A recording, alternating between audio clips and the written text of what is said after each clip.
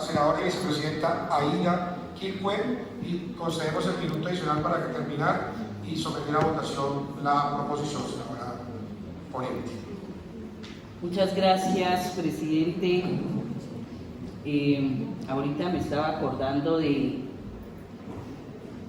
nuestras raíces,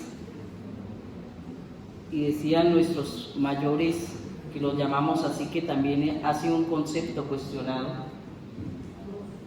y es que decíamos que estábamos en el tiempo de las mujeres y en el tiempo de la madre tierra. Y enhorabuena, estamos hablando de este tema tan fundamental sobre la violencia política.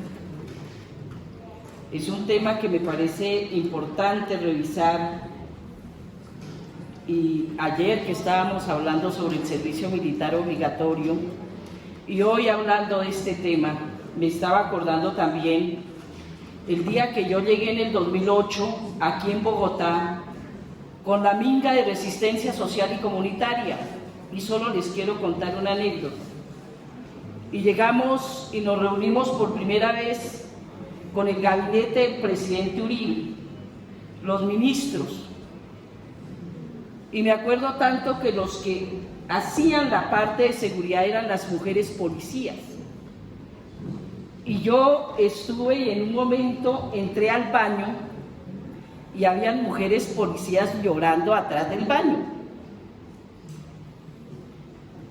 Y entonces yo les pregunté, porque pues en ese entonces lo que dice Paloma es cierto, y seguramente en ese tema de ideológica política nos han dicho: ustedes son de dos extremos, ¿sí? Entonces uno los mira, bueno, ¿y qué pasa? Sin embargo, me acerqué a la mujer policía y yo le decía: ¿qué le pasa? Y ella me dijo: no, es que aquí somos 5 mujeres que nos maltrataron porque llegamos 10 minutos tarde. Y una de ellas me mostró la pierna y estaba moreteada porque la cogieron a pata. Lo digo así porque en esa época vi esa realidad, y estoy hablando del 2008. Y yo le decía, sería bueno, porque en ese entonces no conocía muy bien cómo era el conducto, de cómo funciona. Por eso es importante, y aquí no estamos en contra de la fuerza pública o los mecanismos de seguridad en el país, sino cuál es la doctrina. Porque eso también tiene que ver con violencia política.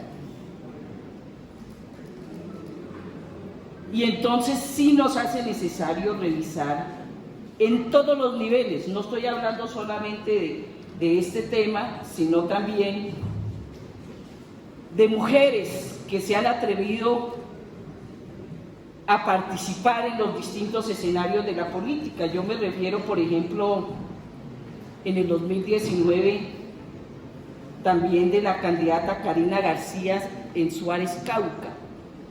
Era una de las alcaldesas alternativas para combatir la corrupción en ese municipio, y la quemaron viva, liberal, con su madre, con todos los que iban en el carro. Pero ella antes había denunciado que tenía riesgos, así como a muchos nos ha pasado. La compañera Cristina Bautista, Liliana Peña, Argenis, que fueron autoridades indígenas y las mataron porque defendieron la autonomía de su territorio.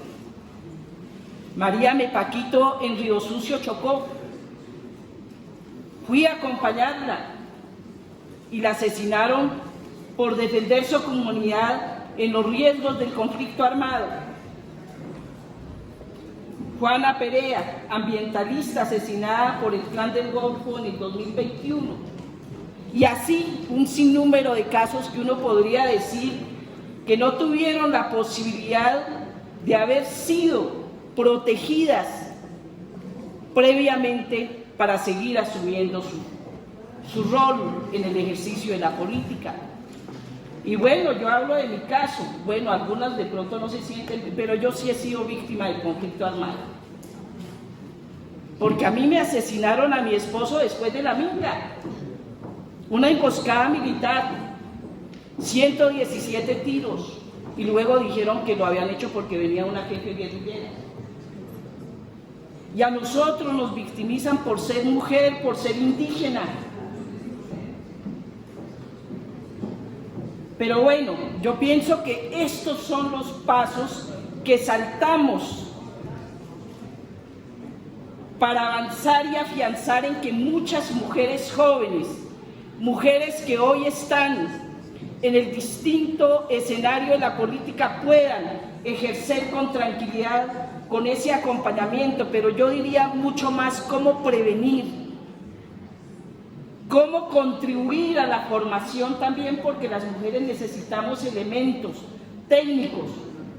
Hoy yo lo digo con toda propiedad, presidente, yo soy vicepresidenta de esta comisión. Sé que estoy aprendiendo, sé que soy nueva, pero me gustaría la solidaridad de muchos hombres congresistas que nos digan cuál es la técnica, porque yo hoy sí estoy aprendiendo y lo digo con humildad. Eso no quiere decir que no podamos ejercer, no podamos ejercer este rol de la institucionalidad, porque tenemos esa capacidad de hacer. De tal manera que esta norma, que nos parece fundamental en el ejercicio de la participación de las mujeres, y que pensemos distinto, podamos también tener la capacidad de decir y debatir en los escenarios con altura. A mí me parece fundamental ese tema.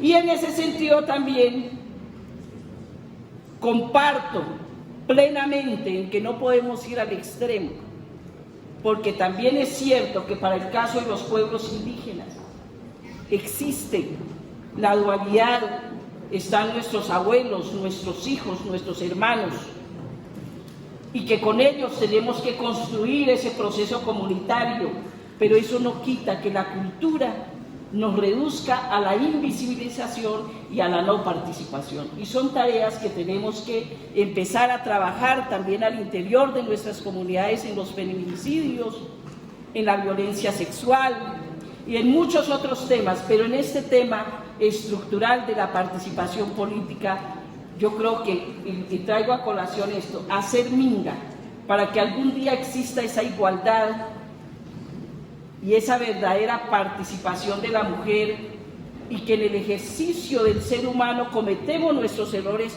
tengamos la altura para dialogarlo, para superarlo y avanzar en eso que hoy soñamos, que se llama la paz total. Muchas gracias.